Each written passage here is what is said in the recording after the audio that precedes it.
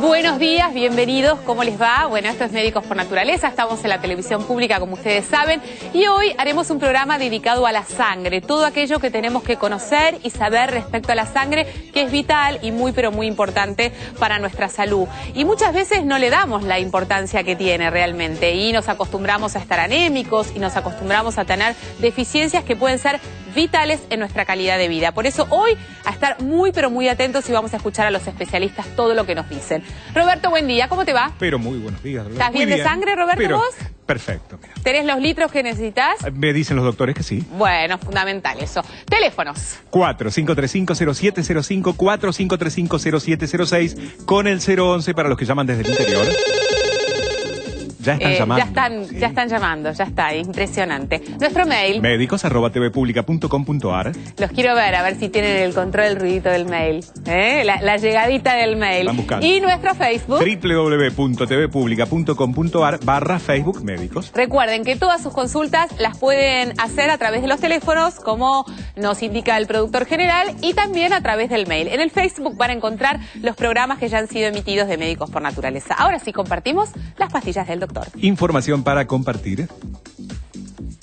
La realidad virtual, nuevas técnicas aplicadas en España mejoran considerablemente el infarto de miocardio, segunda causa de muerte, en concreto provocado por un ACV. Antiinflamatorios de origen natural, los deportistas profesionales utilizan cada vez más, con mayor frecuencia, medicamentos de este tipo para aliviar el dolor y las inflamaciones.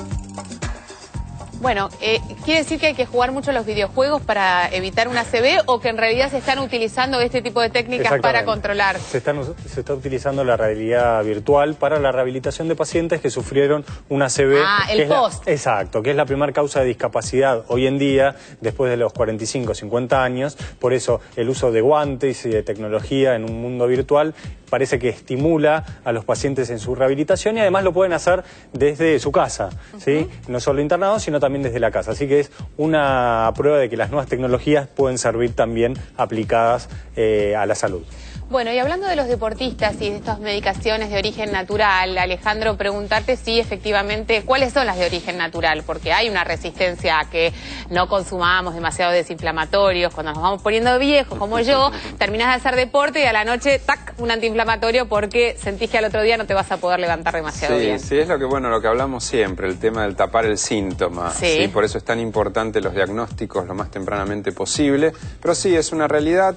Hay algunos deportistas que están implementando este tipo de metodología, que es usar medicación natural, muchas de ellas en forma de homeopatía, para trabajar a nivel del dolor y de la inflamación. Por un lado... ¿Funcionan? Hay algunos que funcionan, sí, sí. También es cierto que por un lado tratan de cambiar la metodología por el tema del doping, pero también es verdad que hay muchos medicamentos que están permitidos a nivel del doping y se pueden utilizar. Pero a mí por ahí lo que me gustaría remarcar de esto, más allá de la medicación, es el tema de detectar las alteraciones o los factores de riesgo que un deportista pueda llegar a tener para prevenirlo, anticiparse al problema que pueda llegar a tener y de esta forma bajar el nivel de incidencia de lesiones, que eso es algo que nosotros que trabajamos mucho en el área deportiva lo hacemos constantemente. Claro, sí. O sea, hay un previo diagnóstico y de esa manera el profesional puede darse cuenta si efectivamente esta persona está apta para hacer un deporte, otro, o cuál es su limitación. Exactamente. Exacto. Y además se tapa el síntoma, ¿no? Por Totalmente. Ahí duele la cadera, duele un tobillo, uno lo tapa con el antiinflamatorio, en realidad lo que hay que ver es por qué duele la cadera, duele la rodilla, ¿no? Así es. ¿Qué es lo que está haciendo? ¿Cuál es el mecanismo? Tal vez no estamos utilizando un calzado correcto, o estamos trotando mal o pisando mal, Claro. y eso se perpetúa, ¿no? Pero, hay un tema. En general, hay personas que se resisten a tomar desinflamatorios, y esto lo digo como una consulta de todos. ¿Viene bien tomar el desinflamatorio cuando nosotros tenemos el primer síntoma, más allá de ser conscientes de lo que nos está pasando, para que esto no se intensifique y no se sobreinflame aún más y que nosotros a partir de este dolor generemos una nueva distensión o traumatismo o problema, lo que fuere? Totalmente, pero siempre con una indicación médica, no automedicarse. Pero sí, los antiinflamatorios son bienvenidos. Lo que no tenemos que pensar es que frente a una lesión deportiva, que es lo que estamos hablando, un antiinflamatorio por sí solo va a resolver la lesión. El antiinflamatorio o analgésico, si es un analgésico, va a actuar sobre la fase del dolor y la inflamación. pero después hay que recuperar y rehabilitar una serie de funciones y de estructuras fisiológicas, muchas de ellas, que el antiinflamatorio por sí solo no lo resuelve. Y uno lo puede comparar con el tema de la fiebre, ¿no? Exactamente. Cuando uno tiene fiebre, ¿es necesario tomar un antitérmico? Sí. Claro. Lo que no quiere decir es que uno no deje de consultar para ver cuál es la causa de la fiebre. Bueno, estuvo brillante, doctor Estoy Díaz. con la lamparita prendida. Impresionante. Bueno, hoy hablamos de la sangre y lo que primero se nos viene a la cabeza cuando tenemos que referir a alguna patología puntual de la sangre es la anemia. Fuimos a consultar al doctor Hugo Donato, que es de la Fundación Argentina de Anemia, y esto nos contaba. Bueno, la anemia es un trastorno caracterizado por la disminución, lo que llamamos nosotros de la hemoglobina o de la cantidad de glóbulos rojos.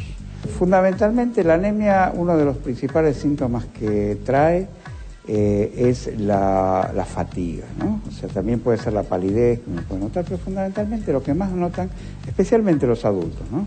Es la fatiga, el cansancio en sus actividades habituales, el menor rendimiento en el trabajo o en la escuela, en el caso de los chicos, pero muchas veces pasa inadvertida. Muchas veces cuando la anemia no es demasiado severa, puede no dar síntomas o dar síntomas muy insignificantes que no llaman la atención. Por eso muchísimas veces al diagnóstico de anemia se llega a través de algún análisis hecho por alguna otra causa. En nuestro país, hoy por hoy, la prioridad número uno es la anemia por deficiencia de hierro. Es la causa principal que produce anemia, lejos. Después tenemos, como otras causas frecuentes, algunos trastornos hereditarios, o sea que se van transmitiendo de padres a hijos, entre los cuales en nuestro país la más frecuente es una enfermedad que se llama talasemia, que es más conocida como anemia del Mediterráneo, por ejemplo. El tratamiento de cada anemia, de cada forma de anemia, es distinto, obviamente.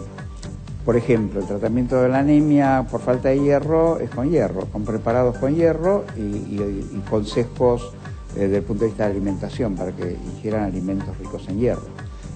Con esto rápidamente, si es una anemia por falta de hierro, rápidamente 2-3 meses se normaliza, a veces un poco más tiempo. En cambio, si es un trastorno hereditario, el trastorno hereditario no tiene un tratamiento específico. Digamos, lo importante en los trastornos hereditarios, especialmente en la talasemia, de diagnosticarla, es que el paciente o el chico no reciba tratamientos que no necesitan. Es muy frecuente que se les dé hierro, estén meses o años tomando hierro pensando que es una anemia por falta de hierro, y es una anemia hereditaria contra la cual no se puede hacer nada y el organismo se acostumbra a vivir con esos niveles de anemia. A nivel de los padres, de la familia, fundamentalmente lo que hay que hacer es darle alimentos ricos en hierro. Alimentos ricos en hierro, fundamentalmente la carne y todos los derivados de productos animales, ¿no? Carne, hígado, etc. Las verduras, contra algunas convicciones populares, por ejemplo las lentejas, que tienen mucho hierro, pero es un hierro que no sirve demasiado para el organismo. Bueno, esto es súper importante y lo vamos a recalcar en un ratito nada más con la licenciada Andrea González, que es nuestra nutricionista, porque hay muchos mitos respecto a aquellos alimentos que tienen una gran cantidad y que nos ofrecen una gran cantidad de hierro, que en realidad no lo tienen y que nosotros suponemos que es así, nos alimentamos de esta manera pensando que de esta manera lo estamos supliendo y no es tan así. Bueno, hablemos ahora de cuáles son los componentes de la sangre, sí. Conozcamos un poco más a la sangre para saber qué es lo que debemos cuidar. Exacto, uno cuando lee un hemograma o un chequeo, que empieza a ver todas cosas raras y ahí es cuando llama a algún médico amigo, que es lo que me pasa habitualmente a mí. ¿Sí? Es que me llaman por teléfono y te voy a leer, te leo todo el hemograma y bueno, ¿qué quiere decir esto de glóbulos rojos, de hemoglobina, de neutrófilos, eosinófilos, basófilos o plaquetas? Bueno, tratar de, ahí estamos viendo justo una imagen que es muy gráfica, tratar de descomponer un poquito y ver cuáles son los componentes de la sangre. Nosotros tenemos los glóbulos rojos que, como bien decía el doctor recién, son los encargados del transporte del oxígeno, ¿sí? A las distintas partes del cuerpo. Después tenemos las plaquetas, esos son los glóbulos rojos, como van pasando, las plaquetas que forman parte esencial para todo lo que tenga que ver con la coagulación, ¿sí? Evitar el sangrado. Y después tenemos distintos tipos de glóbulos blancos que intervienen en la defensa de nuestro organismo. Entonces ahí vamos a ver neutrófilos, eosinófilos, basófilos, linfocitos. Pero ¿por qué es importante esto y por qué pedimos esta fórmula nosotros como médicos? Porque nos pueden orientar según según los síntomas que tenga cada paciente, qué patología puede estar teniendo. Entonces, si nosotros vemos que hay aumento de glóbulos blancos, lo más probable que haya es una infección. Perfecto. Ahora, si esta infección, estos glóbulos blancos son a predominio de los linfocitos, en general se dice que es algo viral. Si es a predominio de neutrófilos, se asocia además con alguna causa bacteriana y muchas veces los eosinófilos están en procesos parasitarios o alérgicos. O sea, entonces, que es mucha información la es que nos mucha ofrece información, la sangre. un simple hemograma, Sí. ¿sí? El simple hemograma nos aporta muchísima información, nos permite saber si la persona está anémica, ver cuál es el estado general. Entonces es muy pero muy importante saber que no es solo un análisis, sino que ese análisis se puede descomponer. Exacto, muchísimas datos útiles. Hay una composición sanguínea que tiene que ver con el porcentaje de glóbulos blancos o de Sí. neufocito, bueno, no Sí. importa, no sé, vos me Sí. lo vas a indicar ahora. Y que cuando esto está revertido, Exacto. bueno, no está tan Sí. bien y esto es motivo Sí. de preocupación. En general hay valores... Yo digo esto siempre porque no podemos desconocer que somos todos los que agarramos el hemograma, lo leemos como si fuéramos médicos y hematólogos y decimos, este es el valor referencial, efectivamente estoy más o menos bien, bueno, ¿para qué lo voy a llevar si tengo que pedir la consulta? En fin. Y ni que hablar de una radiografía. Ni que hablar si te da mal o los valores referenciales no Exacto. coinciden con lo que deben coincidir, entras con un ataque de pánico total. El gran problema está cuando no aparecen los valores de referencia, que uno no puede comparar. Entonces Claro. dice, estoy acá y acá, estoy bien, estoy en el medio, cuando no están, ¿qué pasa? Bueno, hay algunos valores que no tienen o que cada médico los interpreta según el La pedido, historia clínica claro, y también. el pedido, los síntomas, el examen físico, así que no hay que asustarse. Lo recomendable es tratar de no mirar los análisis, porque muchas veces uno va asustado y es motivo de consulta de una urgencia que realmente no la tiene. Así que nosotros tenemos, según edades, valores de glóbulos blancos, valores de glóbulos rojos y valores en general de plaquetas. Algo que se mantiene bastante homogéneo en los adultos. Los chicos Claro. siempre van cambiando. Ahora, ¿cuándo le hacemos un análisis a un Sí, chico? esto es una muy buena aclaración porque siempre escuchamos de los médicos, yo escucho a diario a ustedes decir que obviamente los análisis de sangre les ofrecen muchísima información. Exacto. Pero en general a nadie le hace un análisis de sangre a un niño, salvo que efectivamente se esté sospechando de una situación que es más Exacto. grave o que no se pueda llegar a un Cierto. diagnóstico certero. Muchas veces hay infecciones que son comunes, pero depende de la edad del paciente. Y uno sabe que a menor edad, mayores son los riesgos porque tiene menores defensas. Claro. Entonces no es lo mismo, tal vez una infección banal en un chico de 6 años que en uno de 1 mes de vida. Entonces uno sí o sí tiene que pedir los análisis de laboratorio. En general, nosotros los pediatras tratamos de no hacer rutinariamente análisis porque implica pinchar al chico, generalmente se mueven, es complicado, es traumático, así que tratamos de hacerlo lo menos posible. Lo que no quiere decir que uno sacando los antecedentes familiares, vamos a ver después el tema de la talasemia o la anemia del Mediterráneo, por ahí averiguándolo con los padres, teniendo estos antecedentes, o por ahí viendo hipercolesterolemia familiares, tal vez sacando el antecedente de los padres, uno tiene que hacer un chequeo, o cuando uno sospecha una infección o que estamos en presencia de algo muy pero muy común, que es la anemia. La anemia, vos pensás que en menores de 2 años, según la última encuesta, el 35% de los chicos tiene anemia. Que esto tiene que ver con la deficiencia en la alimentación. Exactamente, ¿sí? Por una alimentación, como bien decía el doctor, no importa la cantidad de hierro que tenga el alimento, sino cómo se absorbe en nuestro organismo. Entonces, lo fundamental viene de la carne, o sea, el comer carne previene la anemia. Ahora, es muy pero muy importante tener en cuenta que a veces es necesario hacer este chequeo y es necesario hacerlo. Por más de que sea traumático, que sea molesto, hay que hacerlo. Igual considero que es traumático en la medida que uno se lo tome de manera traumática. Cuando uno no se lo toma de manera traumática, yo le he hecho análisis de sangre a mis hijos y la verdad Es como que, las vacunas. ¿sí? yo qué sé, es necesario, es importante y me da la Exactamente. sensación de que uno se puede quedar sumamente más tranquila y llegar a un diagnóstico más pronto, porque hay cantidad de casos de niños que circulan y circulan con un diagnóstico que no llega nunca. Totalmente. Y que se empeora justamente por evitar una Un cosa tan pinchazo. sencilla como es Para un análisis de estudio, sangre. totalmente, tal vez haya que pedir más de uno. Pero Claro. no siempre toda infección requiere un análisis de sangre. Obvio. Eso es importante porque son muy comunes, así que no hace falta. El diagnóstico clínico muchas veces alcanza y sobra. Bueno, hablábamos de la anemia y después de la pausa estaremos hablando específicamente de la talasemia. ¿Qué significa? ¿De dónde viene? ¿Cómo se trata? Nosotros aquí en varias oportunidades en nuestro programa hemos pedido donaciones de sangre justamente para poder cubrir los bancos de sangre de los distintos hospitales, tanto de niños aquí en la capital federal como en otros, porque la demanda es mucha. Averiguaremos por qué, si esto efectivamente abarca a una gran cantidad de población, a una muy limitada, en fin, hay mucho que descubrir, así que en un ratito nada más estaremos conversando con el doctor Oscar Rabinovich, que es especialista en talasemia, y con Adriana Feldman de Justo, que tiene a su hijo que es paciente con esta patología y que nos va a contar obviamente su propia experiencia.